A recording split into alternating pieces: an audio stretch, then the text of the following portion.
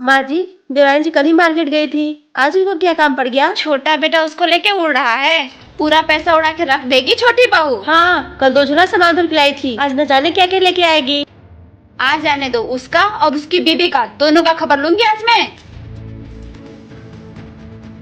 माँ, क्या लाया है? हैप्पी बर्थडे माँ। ये देख, मैं तेरे बर्थडे पे कान के झुमके लाया हूँ। मेरा बर्थडे है आज? हाँ, पिताजी ने फोन करके हमको बताया है, वो शाम को आने वाले हैं। अच्छा, चल दे मेरे झुमके, मैं जल्दी से पहन के तैयार हो जाऊं।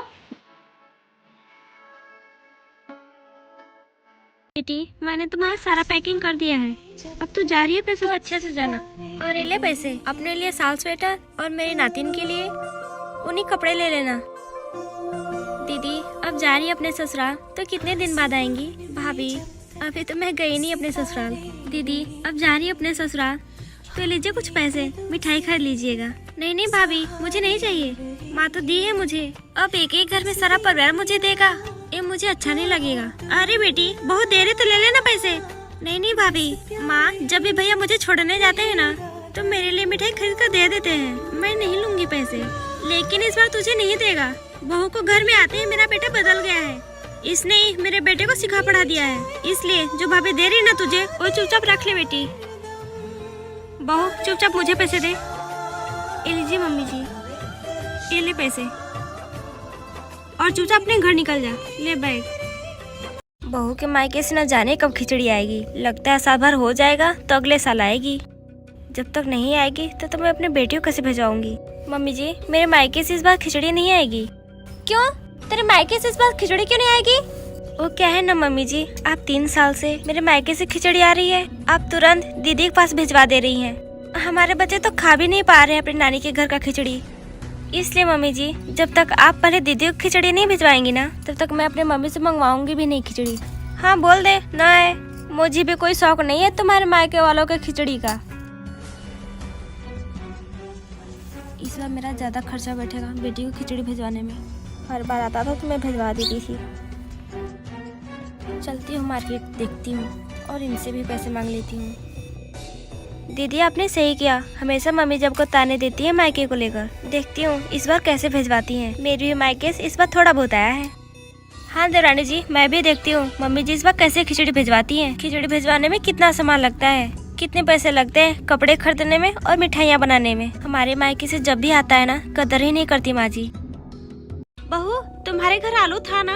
हाँ माँ जी, 1 कुंटल खरीदा गया है। अच्छा, पर ऐसा आप क्यों पूछ रही है माँ जी? हाँ, वो क्या है ना, छोटी बहू के मायके से 6 बोरी आलू आई है, तो मैं सोच रही तुम्हारे घर नहीं रहता तो मैं उसके से भिजवा देती। नहीं माँ जी, हम लोगों ने खरीद लिए। तो भी तो अपने मायके से मंगवा ही सकती थी ना बहू। नहीं माँ जी, हमारा मायका देवरानी जी के मायके की तरह नहीं है, जो मांगे और तुरंत मिल गया। क्यों माँ जी, अगर हम कुछ मांगते हैं ना, तो भाभी यही सुनाती हैं कि आपका मायका गरीब है, किसी न किसी चीज की कमी ही सताई रहती है। तो इससे अच्छा है न मांगू और अपने ससुर वालों की गरीबी न सुनूं। चल अच्छा ठीक है। और तुझे किसी चीज की कमी नहीं है ना बहू? नहीं माँ जी, सब कुछ है।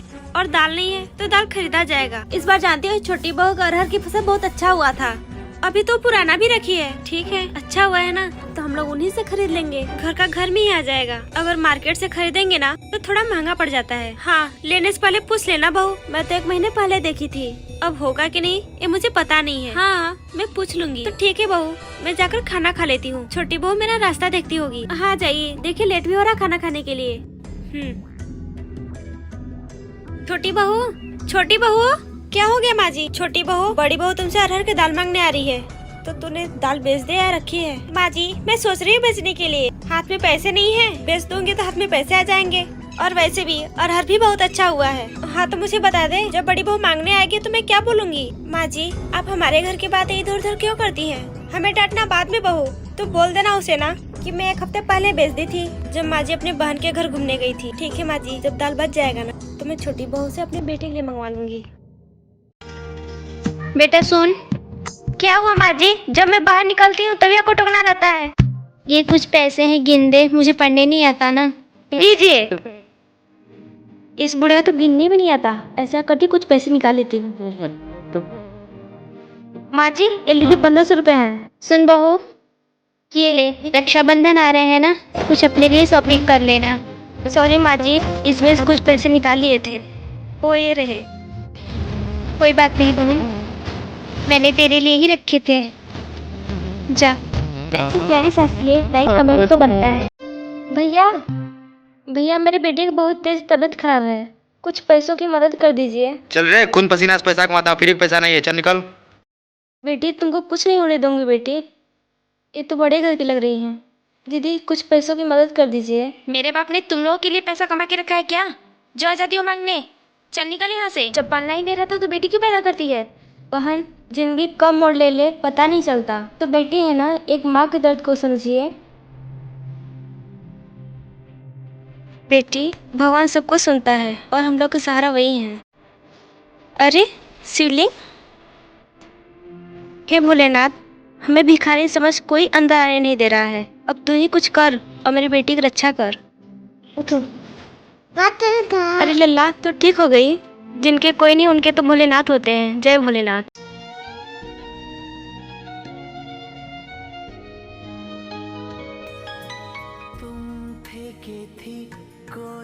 नीलू, कहाँ बेटा? और समधी जी, तुम्हारे चाचा जी आए हैं। अरे समधी जी, कैसे आना हुआ? जा सुमन, इनके लिए पानी लेकर आ। मैं बेटी की विदाई लेने आया हूँ। कार्ड तो आया था ना, अब बेटी की शादी 10 दिन ही बचे हैं। बहू तो कल ही मायके चली गई, आपको पता नहीं है क्या? चाचा जी, मैं मायके नहीं गई हूँ, मैं यहाँ पर हूँ, हमें भी साथ में लेकर चलिए ना। वो तो बोली थी पापा मुझे लेने आ रहे हैं, मैं जा रही हूँ, और वो चली गई। आप जाइए यहाँ से। नहीं चाचा जी, मत जाइए, हमें लेकर चलिए।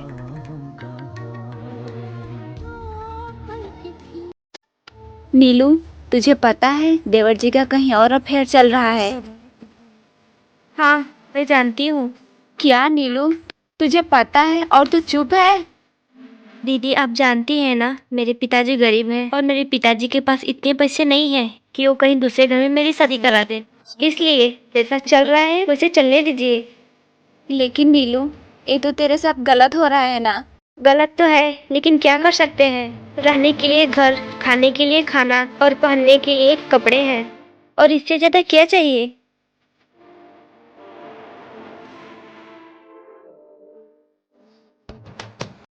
माँ चल जल्दी, नहीं लेट हो जाएगा, मालिक डांटने लगेगा। हाँ चल चल बेटा, चल पैसे ले लेते हैं, महीने का लास्ट दिन है, कुछ राशन के लिए भी हो जाएगा। महीने का लास्ट दिन है, हमें राशन भी लेना है, कुछ पैसे दे दीजिए।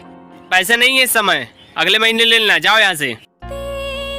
माँ, अरे माँ, अरे माँ, ये तो खून आ गए, तो चप्पल पहनी थी ना? अरे बेटा, वो मैंने, इसलिए मैं नंगे पाँव हूँ। अरे माँ, अगर वो मालिक पैसे दिए होते तो आज हम लोग चप्पल खरीद लिए होते। कोई बात नहीं, तू मेरा चप्पल पहन ले। अरे बेटा, तुमने बोल दिया, यही मेरे लिए काफी है। मैं चाहती हूँ दुनिया की हर माँ को तुम्हारी जैसी बेटी मिले। खुश रह तू, पहन ले तू बेटा। मालकिन, हमें पैसे की जरूरत है, नवरात्रि तो लौटा दूंगी। ठीक है विकी, दे दो, लेकिन ध्यान देना नवरात्रि तक चाहिए। भाई पैसे का इंतजाम हो गया और तेरा इलाज हो जाएगा। किससे लिए वो पैसे? मालकिन से। ठीक है चल, वो सही नहीं है। अरे विक्की, नीलू के पैसे के कितने ब्याज हुए हैं? अभी तो 2 दिन हुए हैं मालकिन। चलो लेने। आपने वादा किया था कि नवरात्र तक लौटा दें। मैं कुछ नहीं जानती, चलो। मालकिन, माता रानी से तो डरो, नवरात्रि के नाम पे ले गई है वो। मुझे कुछ फर्क नहीं पड़ता, मेरा मूलधन और ब्याज के पैसे दो। मैं तो नवरात्रि तक मांगी थी। कितना झूठ बोलती है तू? मैं माता रानी के भक्त हूँ और झूठ नहीं बोलती, और जो झूठ बोला उसे माता रानी छोड़ेंगे नहीं। जुबान लड़ाती है, मेरा पैसा शाम तक वापस चाहिए। चलो रामू। आपकी नौकरी नहीं कर सकता, ये लीजिए अपने मोबाइल फोन। एक लड़की ने आपको लेकर जमीन के ऊपर केस कर दिया है। हाँ, सारी जमीनें अब आपकी बेचनी पड़ेंगी। अरे नहीं, ये सब कैसे हुआ?